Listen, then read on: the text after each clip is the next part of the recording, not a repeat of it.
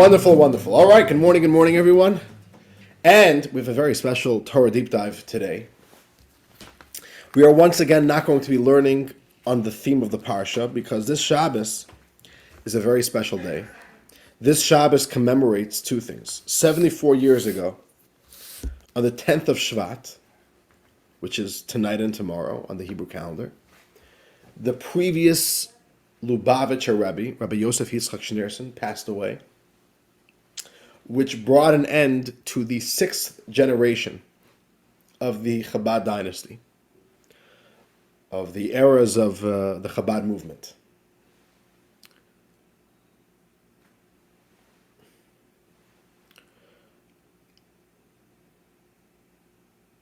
Which also means that 74 years ago, the seventh generation, the seventh era of the Chabad movement begun.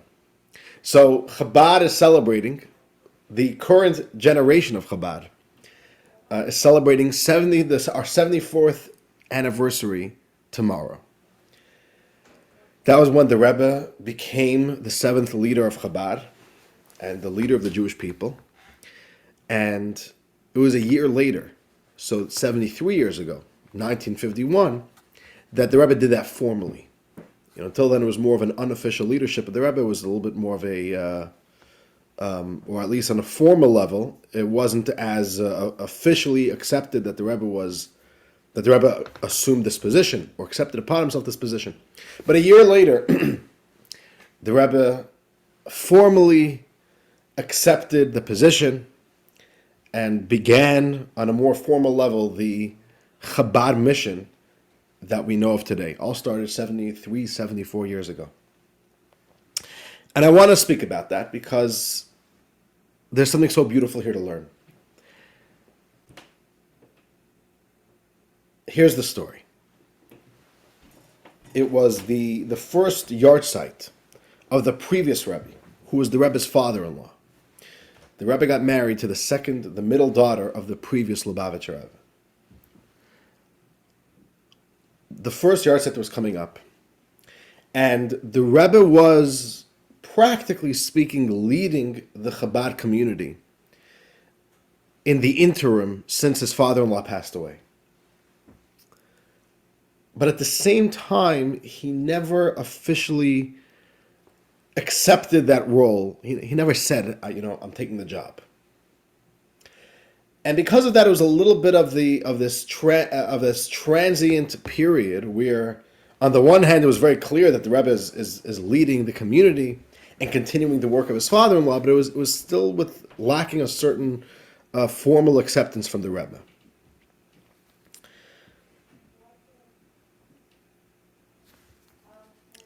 It was the first yard site, a year after the previous Rebbe passed away. And there was going to be a Hasidic gathering, a Farbrengen, in honor of the first yard site. All the Chabad Hasidim, which then was very, very small, would gather in the small little shul. It was a very small room. At the Chabad headquarters 770, right, which recently, unfortunately, made it to the news.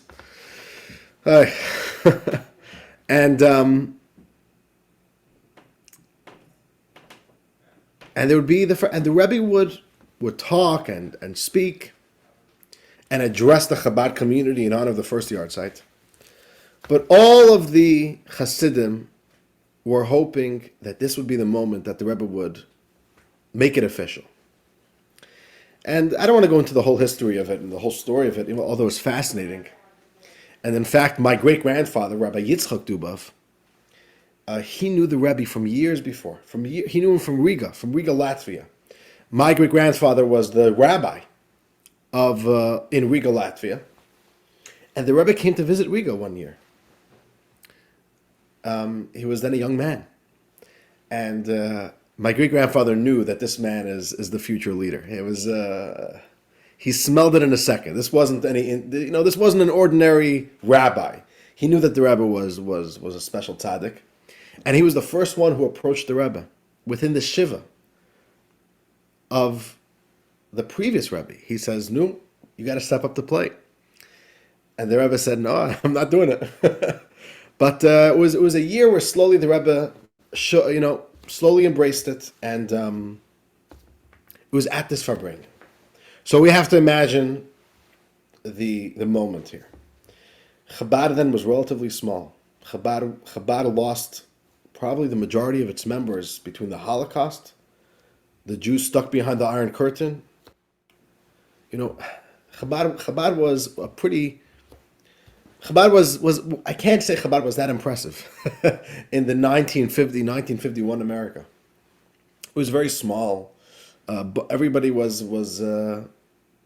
refugees, and everybody were those who, scraped together pieces of the community who made it out alive. The Rebbe is at this Farbrengen, this gathering in honor of the first yard site, and the Rebbe is speaking.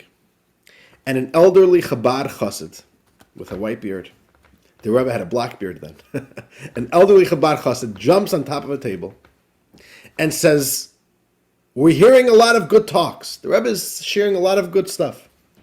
But we want to hear a mimer." What's a mimer? A mimer is not just a talk or a speech. A mimer is a Hasidic discourse. And a Hasidic discourse is already it's a very serious thing. All the Rebbes taught discourses. Anybody could share a talk. Anybody could share a Dvar Torah, right? But only a Rebbe could say a mimer to teach the spiritual ideas of Hasidus.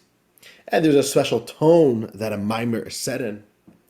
And according to Hasidic tradition, we stand when the Rebbe would say a mimer. And the Rebbe this whole past year did not say a mimer. And all the Hasidim knew that until the Rebbe says a mimer, it's not official yet. The mimer is kind of what makes the full acceptance. The Rebbe is accepted to become Rebbe. It has to be a mimer. So this elderly chassid got a little bit of chutzpah, and he stood up on the table and said, "Rebbe, we want to hear a mimer." And the room went silent. You could hear a pin drop. And there's a recording. There's a recording of this Farbrengen. There's no video, but there's audio recording of it. And the Rebbe took a very long pause. And the Rebbe then started saying a mimer.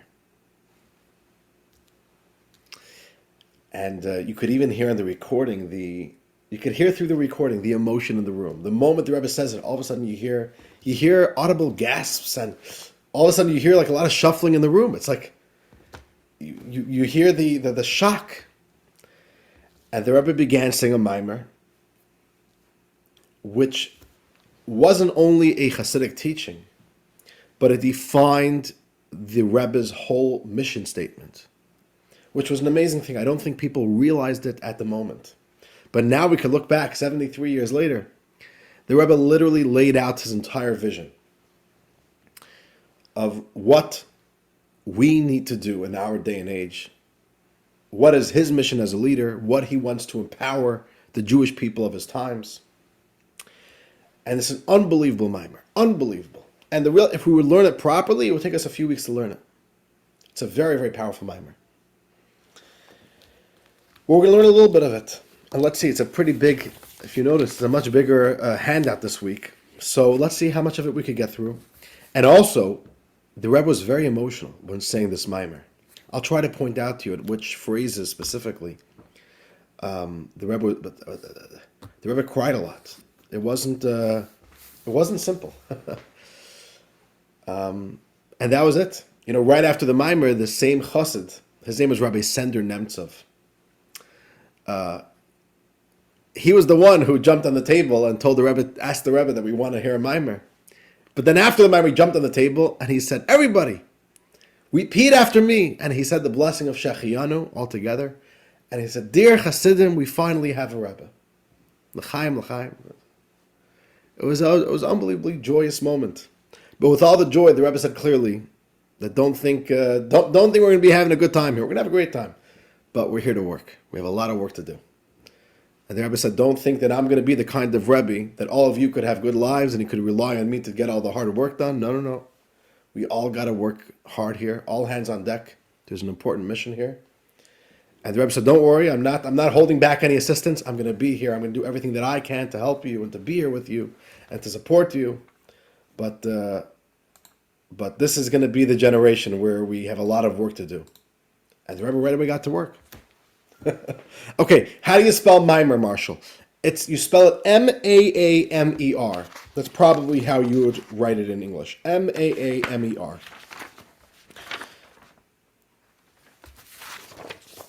So let us begin learning the mimer. A mimer always begins with a verse in the Torah, a verse from Scripture. And we build off of a verse. Now let me give you a little bit of context over here before we actually start learning. The Rebbe's mimer, the very, very first mimer, Hasidic discourse, that the Rebbe said,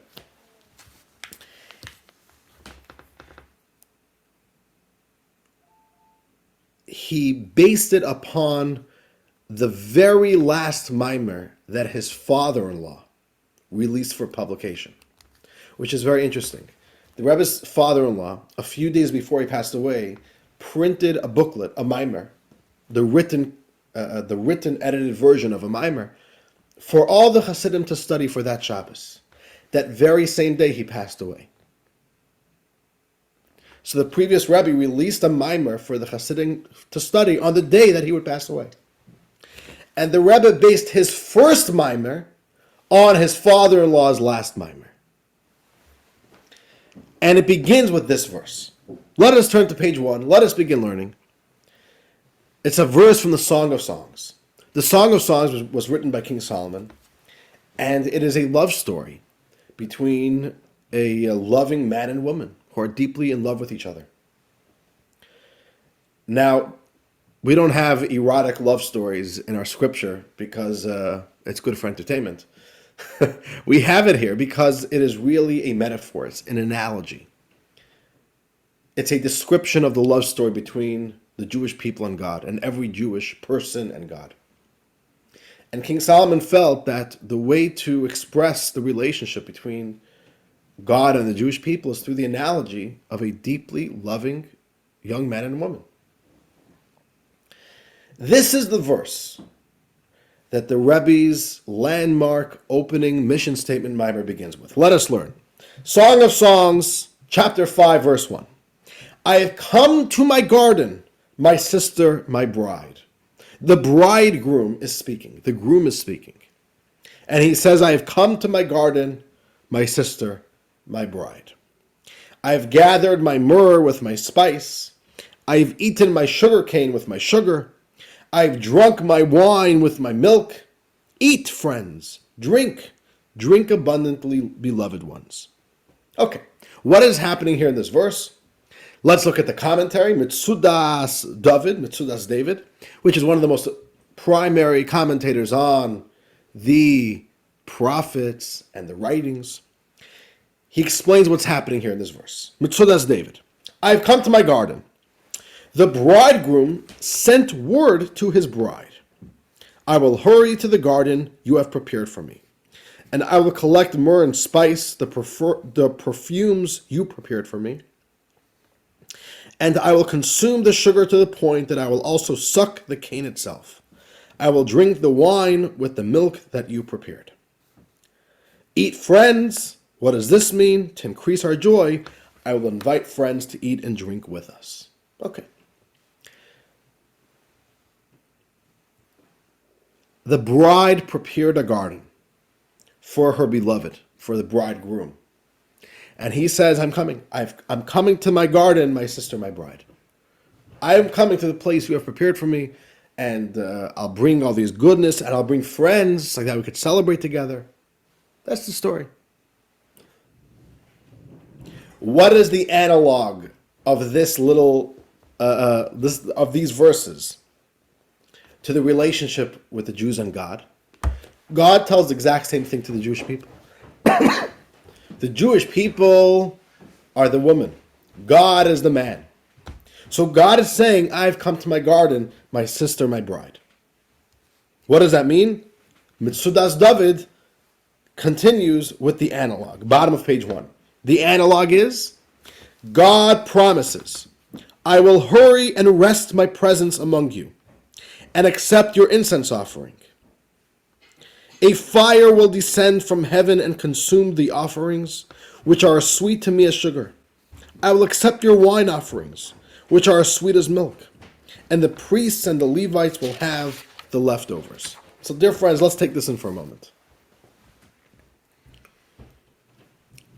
The historical moment that this verse is speaking of is after the giving of the Torah on Mount Sinai that we are about to learn about.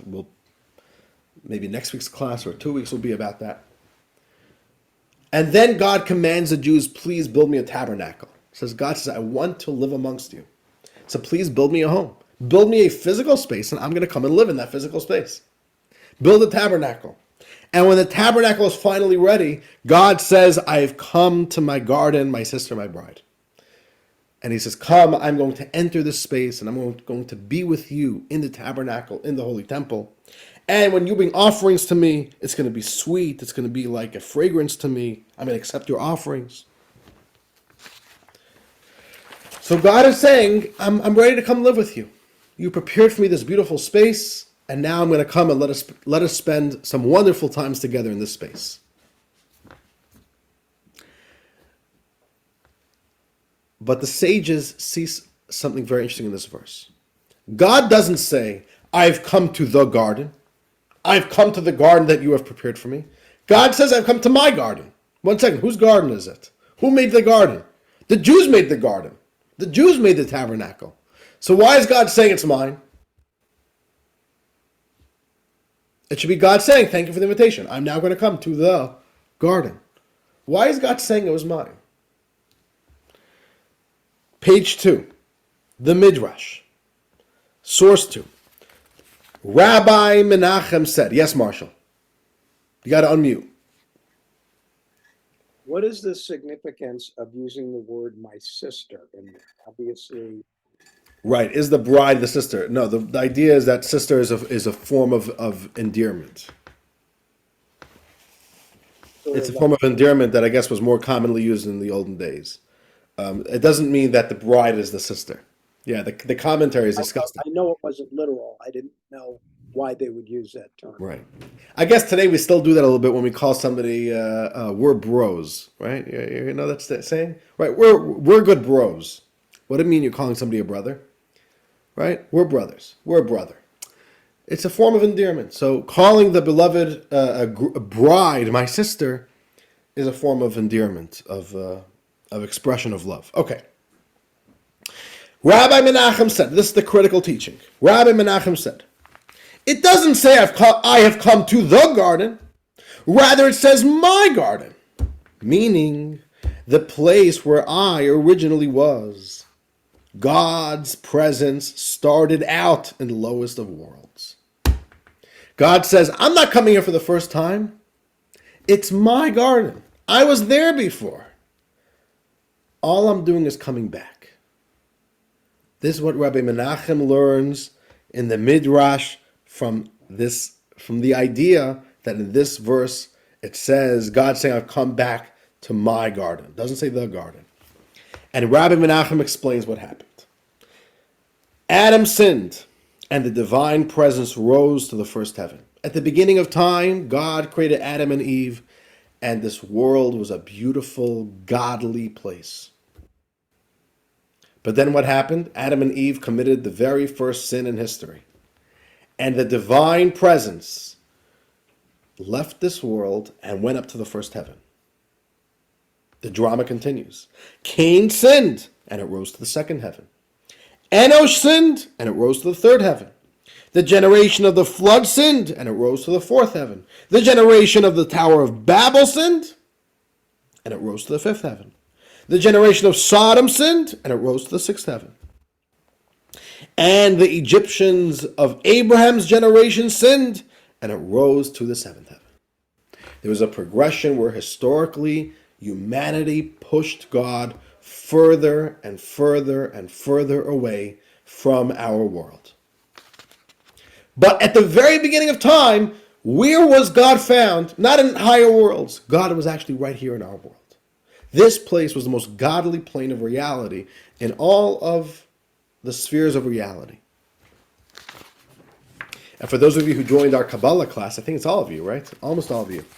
We spoke about this, how the spiritual world's many layers, and we spoke about how this world is the least godly. But no, it wasn't always that way. The beginning of time, this is actually where God's presence was most present. And we're going to skip these sources. We have now many sources that go into a little bit more detail of what all of the 7 generations of sins were. But let us not get stuck on that. You could learn that on your own. Let's turn to page 5, where Rabbi Menachem in the Midrash continues. Page 5, which is source 10. But then what happened in parallel? 7 righteous people brought the divine presence back down to this world. But then after 7 generations pushed God out, 7 generations worked on bringing God back down. Abraham was the first. Abraham merited to bring God's presence, from the 7th heaven to the 6th heaven. Isaac brought it down from the 6th heaven to the 5th heaven, and Jacob brought it from the 5th to the 4th. Levi, Jacob's son, brought it from the 4th heaven to the 3rd. And Kahat brought it from the 3rd heaven to the 2nd. Amram, Moses' father, brought it from the 2nd to the 1st. And Moses arose and brought the divine presence down to this world. Moses was the one who actually built the tabernacle, and God was finally able to say, I'm coming back home. I'm coming back to my garden. 7 generations sent God back up. 7 generations of righteous leaders enabled God and brought God back down, until in times of Moses, God was here, present amongst the Jewish people in our physical world. This is the verse from the Song of Songs. This is the Midrash, which teaches us the idea of how God was originally here. It's my garden. God is saying, it was always my garden. And now after 7 generations, with Moses, he's coming back home. Now let us learn the mimer from the Rebbe, as the Rebbe said at middle of page 5. I have come into my garden, my sister, my bride. This is how the Rebbe began the mimer, with the Hebrew words, Bo silagani achoisi kalo. Okay, let us continue. Midrash Rabbah observes that the word used is not ligan, which would mean to the garden, but ligani, which means to my garden. And this implies liganuni, to my bridal chamber. The Shekhinah, the divine presence, is thus saying, I've come into my bridal chamber, into the place in which my essence was originally revealed. I'm coming back to the place where I was originally there. The Midrash continues, for the essence of the Shekhinah was originally apparent in this lowly world. Page 6. My father-in-law, the Rebbe, continued his discourse by quoting the conclusion of the Midrash. Thereafter, there arose 7 tzaddikim, 7 righteous people, whose divine service drew the Shekhinah down once more into this world below. Through the merit of Abraham, the Shekhinah was brought down from the 7th heaven to the 6th. And after abridging the continuation of the Midrash, the Rebbe concluded, until Moses, the 7th of these tzaddikim, and all those who are 7th are cherished, drew the revelation of the Shekhinah down once again into this world below. Okay. Now the Rebbe is going to start taking this teaching, and the Rebbe is going to start breaking it apart and starting to analyze and hone in on certain points, and the Rebbe is going to highlight some specific points which generally maybe we wouldn't even have paid it much attention. The first idea is, the Rebbe says, we see that both in the Midrash and both the way the previous Rebbe taught this concept in his Maimer, most of the attention is given to the first sin from Adam and Eve, the sin of the tree of knowledge. The other 6 sins are not given as much attention. And conversely, most of the attention is given to Moses, who did the final step. And the Rebbe says, even though there were 7 steps of sending God away and 7 steps of bringing God back down, the most critical steps are the first one, where God ultimately left our physical space, and the final step, where God actually came down into our world. So that is the most critical moments of these 7 steps. So the Rebbe continues. The main step in the drawing down of the Shekhinah was achieved by Moses, for it was he who returned the Shekhinah to this world. Meaning, yes, there were 7 tzaddikim. There were 7 generations of righteous people who helped bring God down. But ultimately, the most critical person, the most critical player here was Moses. Why? Because he's the one who brought God down from heaven to earth. All the other leaders were bringing God down from a heaven to another heaven, from a higher heaven to a lower heaven. But Moses did the critical move. That was the principal move. Just as the principal stage in its ascent and withdrawal from this world was caused by the sin of the tree of knowledge, so too the principal stage in the descent and return of the Shekhinah was accomplished when it was drawn down into this world. Apart from the fact that this stage in the drawing down of the Shekhinah is the one that most affects us, this stage is also objectively the most significant. So Moses' action, Moses' move of bringing God down into the final step was most critical. That was the most important part. That was the most significant. That's point number 1 the Rebbe wants to make. Even though there were 7 players here, the most critical player was the last player who got the job done and brought God down into this world. That's one point the Rebbe makes. Next point the Rebbe makes. In the previous Rebbe's Maimer, the previous Rebbe puts an emphasis on the idea that Moses was the 7th generation, and we have an idea in Judaism that the 7th are cherished. The 7th generation is always special. So the Rebbe is going to address that right now. Bottom of page 6. The reason that it was specifically through Moses that the Shekhinah was drawn down, why was it specifically Moses, is explained parenthetically in the discourse. Quote, all those who are 7th are cherished. That's the idea. And this is an idea that the Midrash teaches us, that in general we see the way God made this world, the 7th are always cherished. Let us read the Midrash where this idea comes from. It's on page 7, source 11. All the 7ths are always beloved. The 7th generation, or the 7th in sequence, is always special in God's eyes. Where do we see this?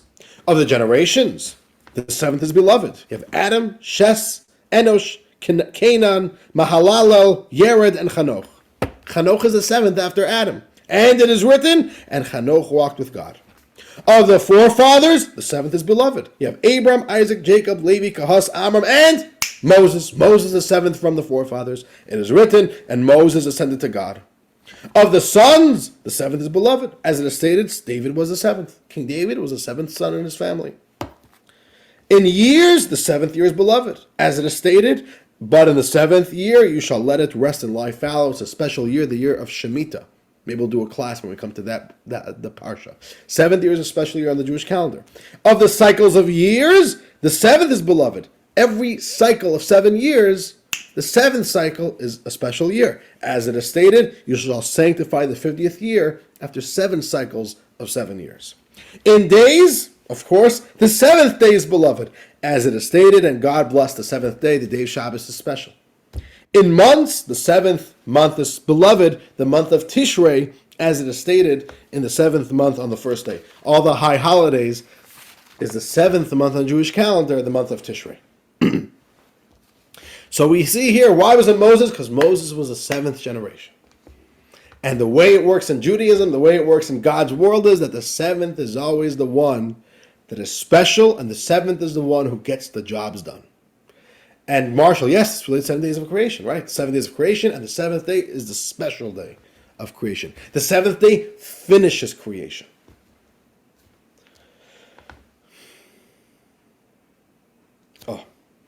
So page 8, the Rebbe continues. And this is critical here. The fact that our sages say that all those who are 7th are cherished, rather than all those who are cherished are 7th, indicates that the seventh's primary quality lies in its being seventh. Let me explain that to you. Why are the seventh special? Are they seventh because they're special, or are they special because they are seventh? What the Rebbe says is, look at the way our sages phrase it. All those who are seventh are cherished. Meaning, it doesn't matter who or what it is. Forget about what qualities you have. 7 is automatically special. It's not because of any inherent quality that this entity has. Doesn't matter. Automatically, simply by virtue of you being 7, you are cherished and you are special. In other words, says the Rebbe, he is cherished, the 7th generation is cherished, not on account of his choice, his desire, or spiritual service. Not because of anything great he did. Rather, but because he is 7th. The fact you're 7th, that itself is what makes you special. Something that he is born into. Yet even so, all those who are 7th are cherished. Meaning even if you're not deserving of it. You're simply born. It's circumstantial. You are the 7th. 7th is special automatically. It was for this reason that it was Moses who was privileged to have the Torah given through him. This is why Moses did it. Not because Moses was special necessarily.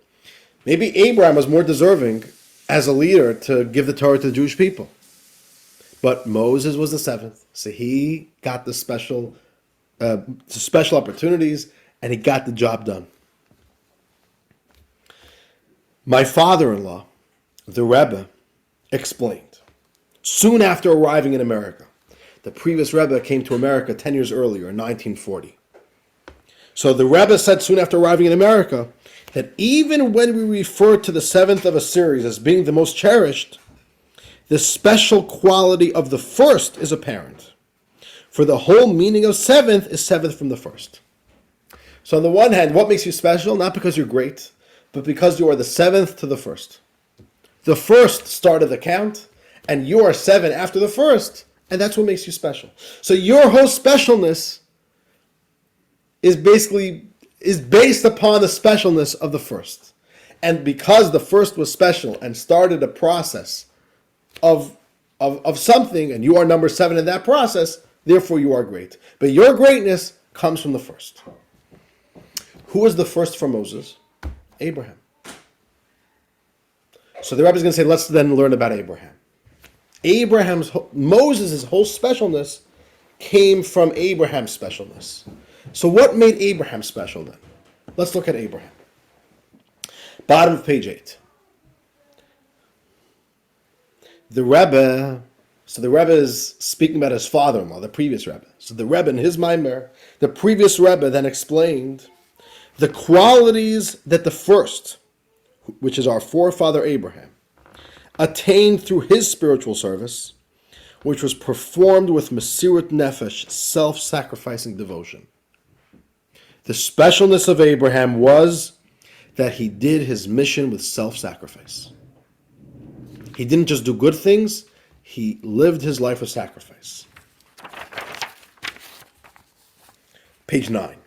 Not content with the above, the Rebbe adds more, though this is seemingly not relevant to his central theme, that Abraham did not actively pursue Mesirat Nefesh.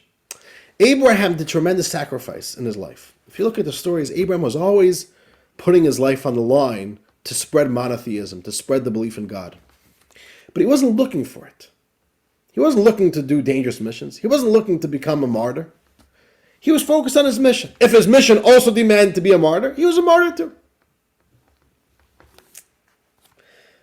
And the Rebbe says in this, his conduct was different than that of Rabbi Akiva, who did actively seek it, saying, when will I be afforded the opportunity for Mesirat Nefesh, so that I may actualize it? Abraham's Mesirat Nefesh, by contrast, was only incidental to his actual service. The Rebbe is saying something very interesting over here. We have two figures in Jewish history who gave up their lives for their belief in God. One was Abraham, one was Rabbi Akiva. Now Abraham, in the end, wasn't killed, but he was thrown into a fiery furnace by King Nimrod. It's the whole story. We're not going to read over here. The Midrash tells us the whole backstory to Abraham's sacrifice for God. It's source 12. We're not going to read it now because it's quite long. Abraham gave up his life, but he wasn't looking to give up his life. He was simply looking to do his mission. I need to do what I need to do. If it also demands I need to even put my life on the line, I'll put my life on the line. Rabbi Akiva, on the other hand, Rabbi Akiva was the great sage who lived about 100 years after the destruction of the Holy Temple. He lived like in the 2nd century of the Common Era. And Rabbi Akiva said he was killed by the Romans. Rabbi Akiva was a martyr for the Jewish people. He was publicly burnt by the Romans. They wrapped him in a holy temple. They wrapped Rabbi Akiva's body in a Torah scroll, and they burnt him in a Torah scroll. All right? Our good friends, the Romans. Rabbi Akiva said, I was waiting for this opportunity my whole life. I was waiting to have the opportunity to do the mitzvah of giving up my life for God. And the Talmud tells us that Rabbi Akiva was laughing. He was joyous when they started burning him. And they said, what type of business is this? Who starts being happy when their body is burning? And he said, I was waiting for this moment my whole life. He joyfully said Shema Yisrael as he gave up his life for God. So the Rebbe says, look at that. Rabbi Akiva was looking for an opportunity to give up his life. Abraham wasn't looking for the opportunities. He simply had a mission and he did his mission. And yeah, he also had to give up his life sometimes. But that wasn't the point. The point was that we're doing it no matter what, and we're just focusing on it. Let's turn to page 11, where the Rebbe continues. What was Abraham's mission? What was Abraham's mission that he was willing to risk his life for? Abraham knew that the main object of divine service was he proclaimed there the name of God, Lord of the world. This is what the verse says. What was Abraham's mission? He proclaimed there the name of God, Lord of the world. Now, I'll tell you something very interesting. I don't know if you're familiar with this. In a Torah scroll, sometimes our sages tell us that when you read the Torah, certain words, don't read it as it is spelled. Read it slightly different. Are you familiar with this? Like, I don't know if, bar mitzvah boys, when they prepare their bar mitzvah parsha, sometimes, it happens quite often throughout the Torah, you got to know this, that there's something called, there's the way it's written, and then there's the way it's read. And they're different. Here in this verse, we have one of these things. The way it is written, it says he proclaimed there. But let's continue reading. But for our sages say, do not read Vayikra, he proclaimed, but Vayakri. You add a little yud. Vayakri, which means he made others proclaim. What was Abraham's mission? He made others proclaim there the name of God. He helped other people recognize God. That was Abraham's mission. Continues the Rebbe, meaning, i.e., he caused others to likewise proclaim God's name. And if in the course of that service, Mesirat Nefesh was called for, he would supply that too. He wasn't looking to give up his life for God. He was simply looking to do his mission. And if he needed to give up his life for his mission, he would do that too. But he was focused on a mission which is simply teach awareness of God. Make the people of the world recognize God and start serving God and believe in God. Page 12. We're skipping over some of these side sources here. That could be for your own additional studies soon if you would like.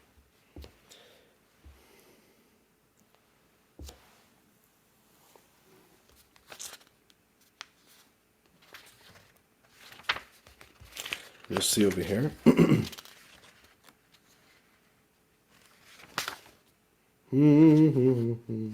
Okay.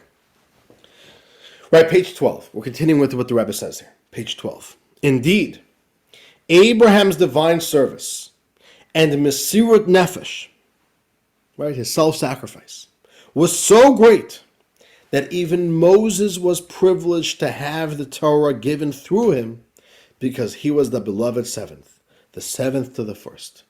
Abraham, as the leader of the Jewish people, is such a special person who gave up his life to spread the awareness of God. He kicked off this process of 7 generations. And because of him, Moses got to be the seventh. To this the sages apply the verse, God told Moses, referring to Abraham, do not stand in the place of the greats. So the Rebbe is saying it's ironic. On the one hand, Moses got the special moments more than Abraham. Moses was the seventh. He gave us the Torah. He built the tabernacle. He brought God down into this world. But Moses' whole specialness was because he was seventh to Abraham. And that's what God tells Moses, do not stand in the place of the greats. Abraham was really greater than Moses. Okay, so I was making this whole, the Rebbe was doing this whole insight into the idea of the seventh generation. That Moses was the one who finished the job. Why? Because all sevenths are cherished. But not because the seventh generation is necessarily that great. It is simply by virtue that you are seventh to the first. But even though you may not be that great, you're only seventh to the first, but the fact that you're seven means that you are empowered to get the job done. You could be the Moses simply by the fact that you are number seven. Continues the Rebbe. We're skipping 416. So straight to the Rebbe, bottom of page 12. And the Rebbe here, okay. It is true, says the Rebbe, it is true that the seventh of a series is very much beloved, and that this status comes not as a result of choice, nor as a result of one's divine service, but circumstantially, merely as a result of birth. You're born into number seven, boom, you're seven. You're special, you're loved. Nevertheless, there are no inherent limitations that should cause an individual. Okay, there's a little mistake over here, right? It repeats again. Nevertheless, there are no inherent limitations, page 13, that should cause an individual to say that this status is beyond him and that it is accessible only to a select few. Once you're seven, it's available to everybody. If you're number seven, it doesn't matter how great you are, how not great you are. You're number seven. You've got the gift of being number seven, and you could you could get the job done just like Moses had the virtue of being number seven, and he got the job done. So don't think that there's any limitations. I can't do it. Only some people could do it. On the contrary, says the Rebbe, this is a situation similar to that which is explained in Tana Devei Eliyahu, one of the books of the Midrash, chapters 9 and 25. And it's quoted in Hasidic philosophy that every Jew can attain the inspiration of the divine spirit. Every Jew could reach great heights. Similarly, each and every Jew is obligated to say, when will my actions equal those of my forefathers Abraham, Isaac, and Jacob? So on the one hand, who could compare ourselves to the greats? But on the other hand, every single Jew can reach greatness. And if you're generation number seven, then you have a special energy. You have a special gift of being seven.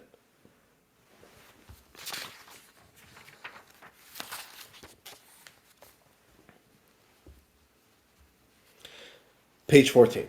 We're continuing with the Rebbe over here, right? Again, we're skipping the sources. So the Rebbe says, at the same time, we should not delude ourselves.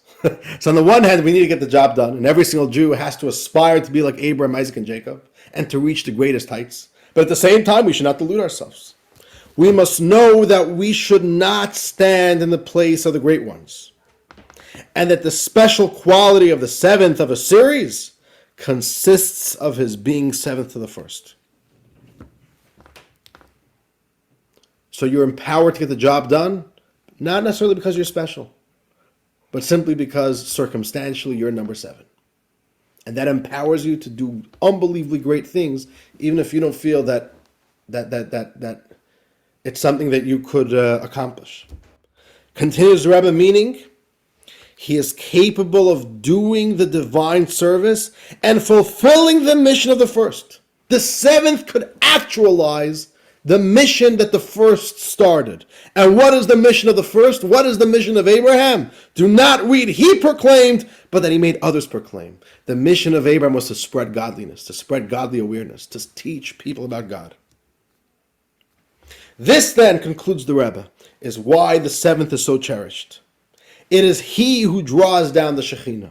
The seventh generation is the one who gets the job done. In fact, the essence of the Shekhinah brings God back down into earth.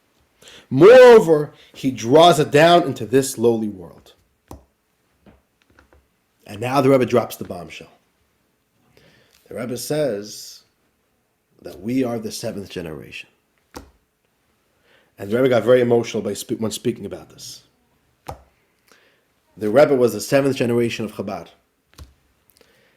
And, Chabad isn't just another movement of leaders of this. The whole teaching of Hasidus, the whole process of the revelation of the deepest secrets of Torah is seen as a part of the cosmic plan. It says in the Zohar speaks about the time of the coming of Mashiach, when the whole story of civilization will reach its goal. And Elijah the prophet, that's what Elijah the prophet says in the Zohar.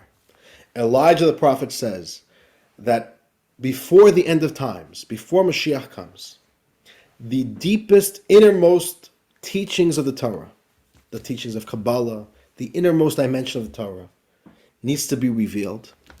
And it needs to be taught to the Jewish people in a way that they could understand it. And in a way that it could nourish the Jewish people. They should be able to digest it. And when the Jews do that, that's what's going to bring Mashiach. And the Zohar told us when that process will begin.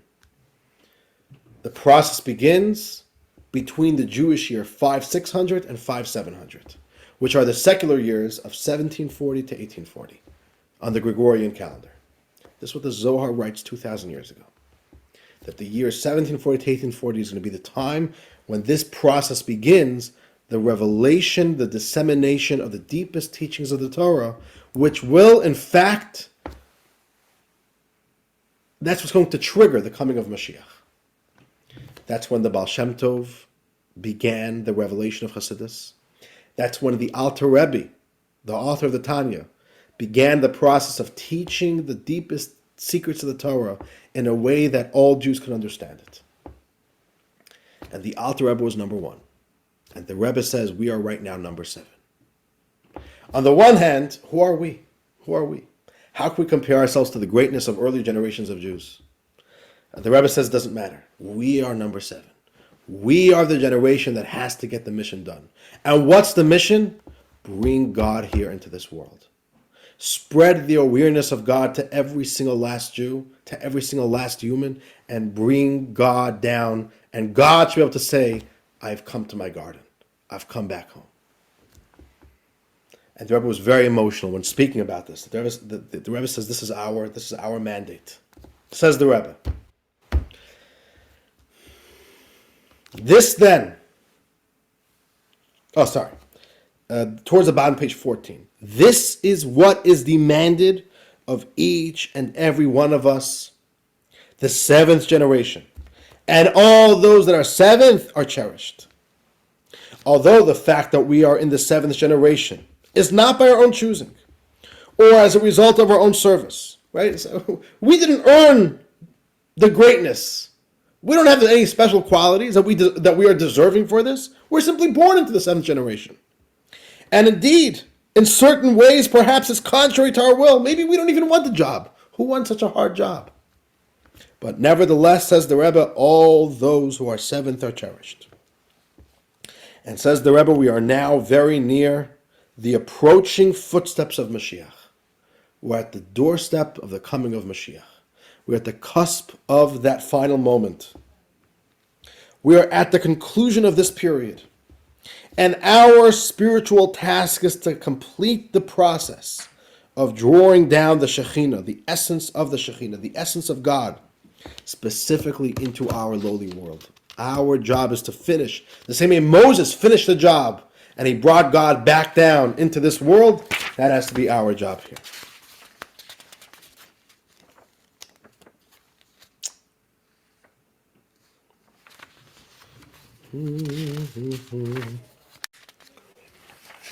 Okay, let's turn to page 18.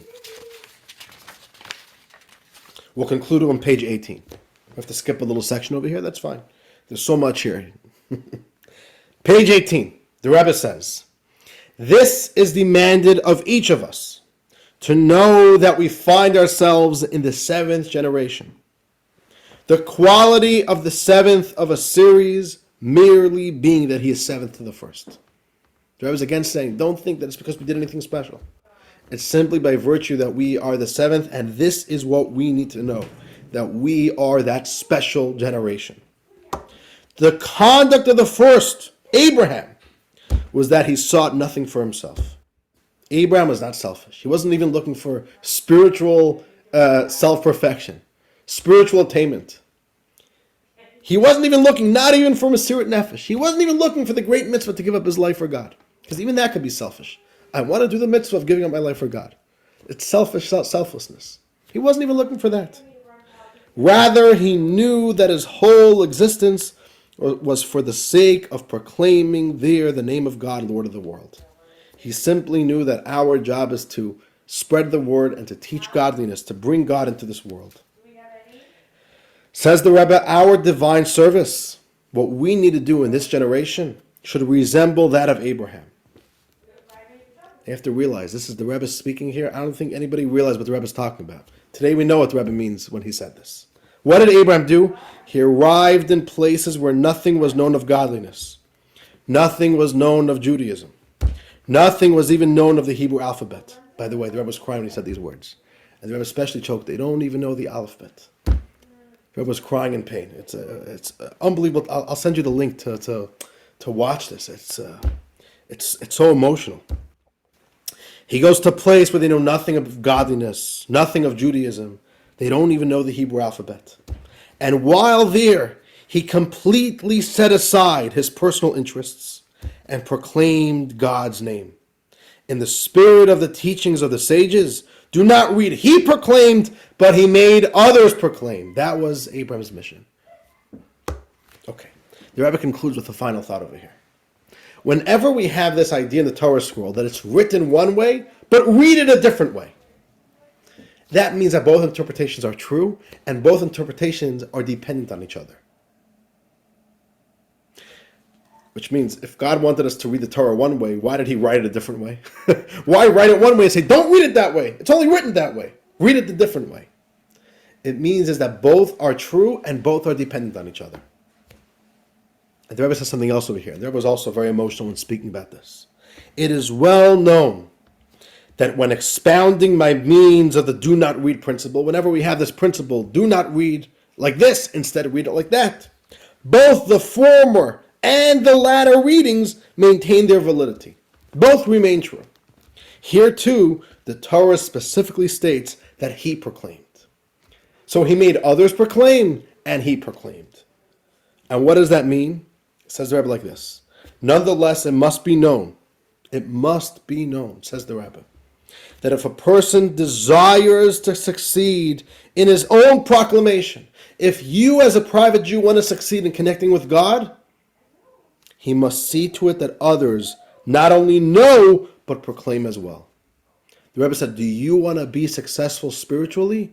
You need to help others. When you help others to connect to God, that's what enables you to connect to God. And the Rebbe is saying again, the mission here is to go out just like Abraham, even if it demands self-sacrifice. And don't think about yourself. Don't think about what you'll get out of it. And simply help the Jewish people know about God. And we have the power to finish that mission, to do it, not just to start it, not to do a little bit more, not to push the needle, but to finish the job. And the Rebbe says, do you want to be successful in your Judaism? Then go help others be successful in their Judaism. If you want to proclaim out of the name of God, make others proclaim in the name of God. Page 19. Although until now one's fellow, another Jew, was utterly ignorant, one is now obliged to see to it that he too, another Jew, vociferously proclaimed Kel Olam, which is what it says about Abraham, that he made people call out to God of the world. But God doesn't say God of the world, it says God world. Joining God and world together. And not merely God of the world, meaning Abraham wasn't teaching that there's a God of the world, Abraham was teaching that God is the world. The world is God, God is the world, there's total oneness. For the latter phrase would imply that God is an entity unto himself, and that the world is a separate entity unto itself, except that God governs and rules the world. But the former phrase, God world, is the truth that godliness and the world are holy one. See that the world itself is God's garden. That's what Abraham wanted to do. It's not God of the world, it's God world. This is God's world. This is a godly place. Concludes the Rebbe. Although none of us have the temerity to say, I shall serve like our forefather Abraham, who of us could say, I could be like Abraham? Abraham was a great giant. But nevertheless, we can and must emulate this form of service, at least to some degree. We all must strive to live life like Abraham, which is what? To help other Jews connect to God. And the Rebbe says the power to do so has been granted to us through the conduct of the first of the Rebbes. And from then onwards, up to and including the conduct displayed by my father-in-law, the Rebbe, the previous Rebbe. They have paved the way and granted us the necessary powers to follow in their footsteps. This in itself indicates the dearness of the seventh generation. So much power has been given and revealed for our sakes. Says the Rebbe. So much has been given so that we, the generation of Moses, could succeed, get the job done. And the Rebbe says, efforts in this fashion, we're on page 20. Efforts in this fashion will draw down the essence of the Shekhinah into this physical and material world to an even greater extent than was revealed prior to the sin of the tree of knowledge. If we could do our mission, we'll bring down God, and God will be here in our world in an even greater way than when God was here before the first sin, at the beginning of time. And this accords with what is written concerning Mashiach, and he shall be exalted greatly, even more than Adam was before the sin of the tree of knowledge. All right, this is not even the whole mimer, but this is a nugget. But what the Rebbe is saying is, we got to get to work. And we're at a special moment of history, the seventh generation of this special mission. And what defines the mission is that we need to help other Jews. We need to bring God into this world and bridge the gap between reality and God. There can't be a gap anymore. It's not God of the world, it's God world. One and the same. That God is present and revealed here in this world. And the Rebbe says we have the power to do it. It's our generation. The seventh generation, the seventh era in the story of Chabad. The seventh era in the journey of the Jewish people of the modern age. And this is the mission. And as they say, the rest is history. But it's not history, right? It's still our story. It's still our story. And, who knows what more we still need to do, right? We've been doing so well. 73, 74 years later. What haven't we done yet? When the Rebbe said this, there wasn't a single Chabad center. Nothing. Chabad was a little shul on Eastern Parkway in Brooklyn with a big Rebbe who had a massive vision. It was so big, nobody even understood what he was saying when he said it. Today we have a little bit more of an appreciation of what the Rebbe's vision was when he said these words. But this is what it is. The Rebbe said that we can't think of ourselves as small. We need to see ourselves as the generation of opportunity and the generation that has the ability to get things done. And whatever God has in store in these final moments before Mashiach comes, we will be the ones to make that happen. And dear friends, with that, we conclude our Torah deep dive, L'chaim. And what can I say? It's a special time. This is always the 10th of Shevat, the anniversary, to reflect on this and to recommit ourselves more. So L'chaim. Have a wonderful Shabbos, dear friends. Until next time, we'll see you next week.